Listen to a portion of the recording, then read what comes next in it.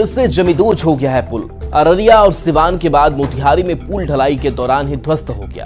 पुल भरभरा कर गिर पड़ा और चकनाचूर हो गया। बताया जा रहा है कि इस पुल का निर्माण 1 करोड़ खर्च कर किया जा रहा था, लेकिन जनता इसका इस्तेमाल कर पाती उससे पहले ही पुल जमीन पर आ गिरा। ये रिपोर्ट देखिए।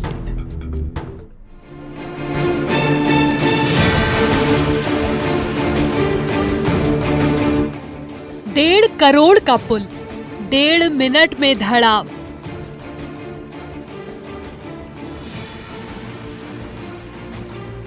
$12 करोड़ का पुल 12 सेकंड में धड़ाम।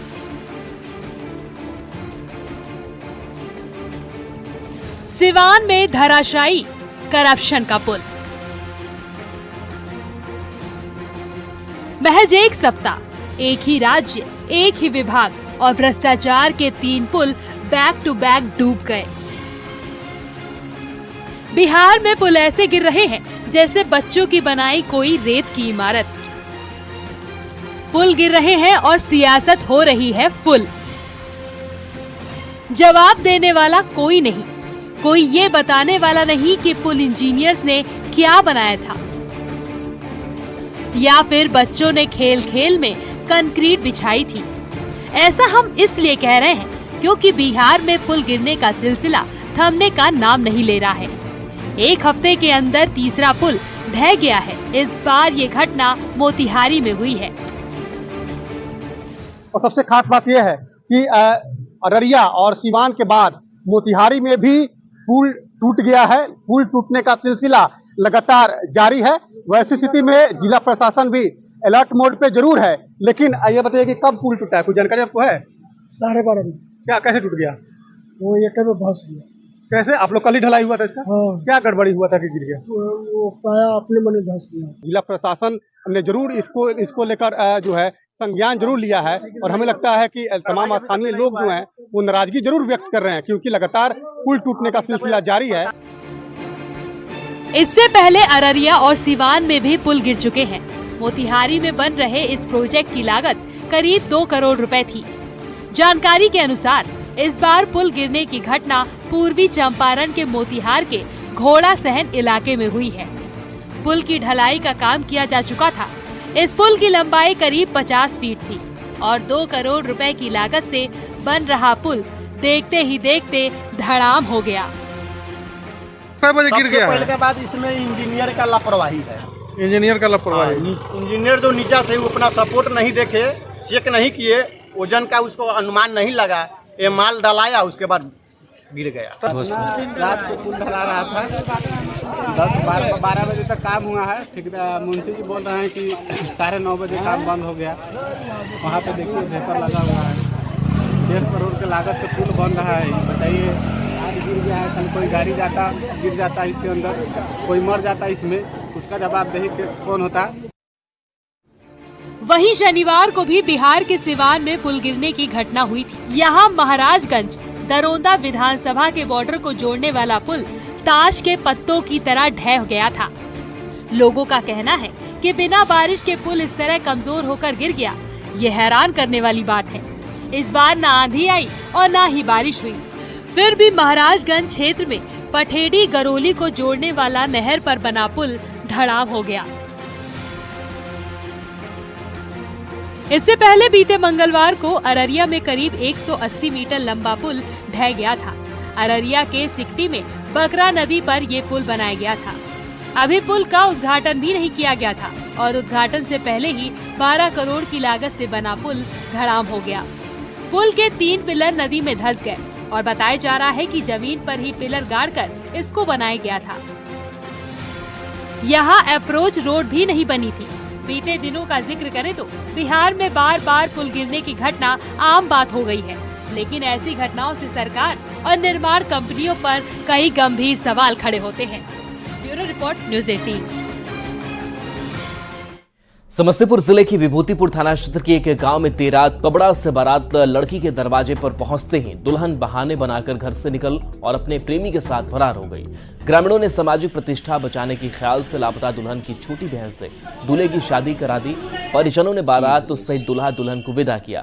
परिजनों की शिकायत पर पुलिस लापता दुल्हन से पूछताछ कर रही है।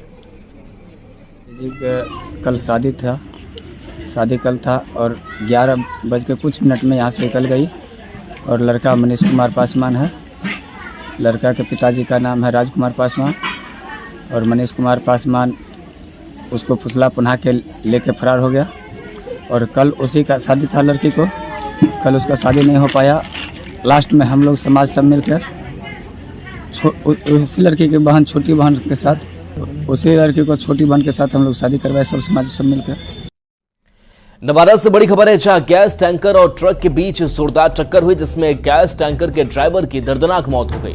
इस घटना के बाद नाराज लोगों ने जोरदार बवाल काटा।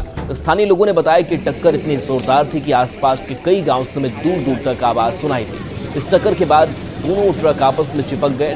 टैंकर चालक का शव काफी मशक्कत के बाद निकाला गया। कई घंटे तक यातायात व्यवस्था बाधित रही। हल्दिया से लोड था गाड़ी मोकामा के लिए और मोकामा के लिए जा रहे थे। जब तक गाड़ी आया कोई ट्रक वाला इनको ब्राउन साइड में जाके मार दिया। अच्छा। और ये चपे रह गए गाड़ी में। प्रशासन पहुंचा, प्रशासन हेल्प किया, निकाला, तब तक ये एक्सपायर हो गया। पूर्णिया में दलालों के चक्कर में एक मरीज की मौत हो गई। दरअसल एक महिला मरीज को दलालों ने निजी क्लिनिक में भर्ती करवा दिया, लेकिन वहां डॉक्टर ने मरीज का सही से इलाज नहीं किया, जिसके बाद मरीज की मौत हो गई। स्थानीय सांसद ने दलालों के इस धंधे पर सवाल उठाए हैं और स्वास्थ्य विभाग को चिट्ठी लिखी है। ये दलाल ये नहीं है, पैथोलॉजी वाला हमने नहीं है, सो में जमा रे बेटा रे बेटी रे वो अले यो पैथोलॉजी वाला दलाल है। डॉक्टर के बिल पे यो नहीं जमा रे डॉक्टर के नाम कौन डॉक्टर के प्रकाश कुमार का 11 बजे शिकायत के ये देखो बेटी सो में मेडिकल माफिया का एक गिरोह सक्रिय जो किसी भी क्लिनिक पर अप्रिय घटना तोड़फोड़ करता है।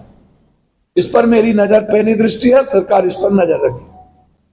डॉक्टर की संस्था आईएमए पूर्णिया शाखा के द्वारा बार बार सालों से इस पर आवाज उठाया जा रहा है।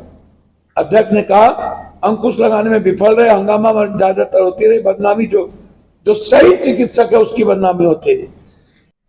बाढ़ के मोकामा में फायरिंग से दहशत का माहौल है। ग्रामीणों का आरोप है कि अज्ञात बदमाशों ने फायरिंग की। मौके पर पहुंची पुलिस को ग्रामीणों में के आक्रोश का सामना करना पड़ा।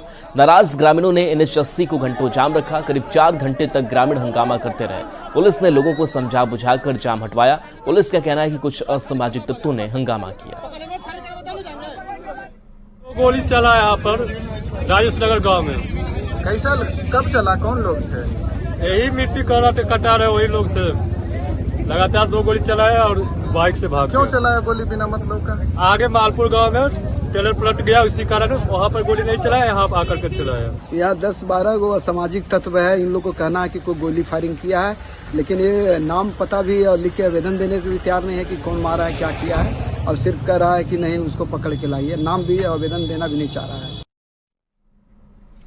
गोपालगंज में संस्कृत और अल्पसंख्यक विद्यालयों में शिक्षक की नौकरी दिलाने के नाम पर ठगी की गई है। नौकरी दिलाने के नाम पर 30 लोगों को फर्जी ज्वाइनिंग लेटर देकर 52 लाख की ठगी करने वाले 3 जालसाज को पुलिस ने पटना से गिरफ्तार किया है। गिरफ्तारी के बाद तीनों जालसाज को थावे थाना लाया गया और पूछताछ करने के बाद जेल भेज दिया गया।